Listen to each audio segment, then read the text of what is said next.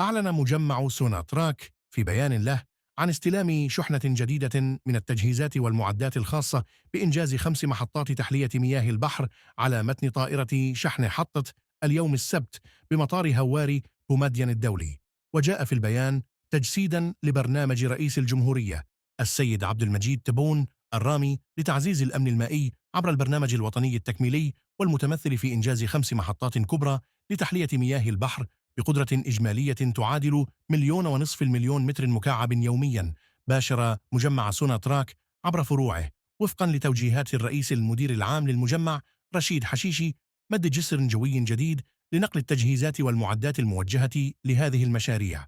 ويتواصل عمل هذا الجسر الجوي باستخدام أكبر وأضخم طائرات الشحن التجاري في العالم، قصد مواصلة إنجاز هذه المشاريع بنفس الوتيرة المتسارعة وتسليمها في آجالها المحددة.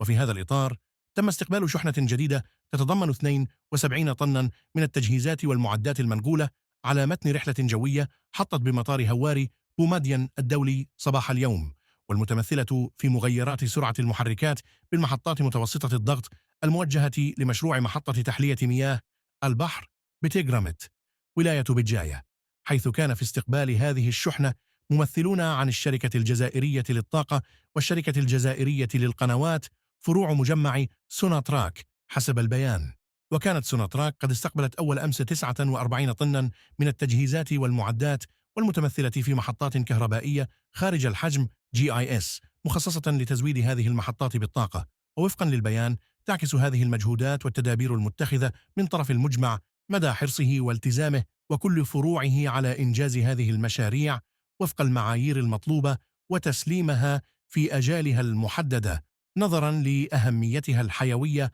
وارتباطها بشكل مباشر بالأمن المائي للجزائر الذي تعهدت السلطات العليا للبلاد بتحقيقه.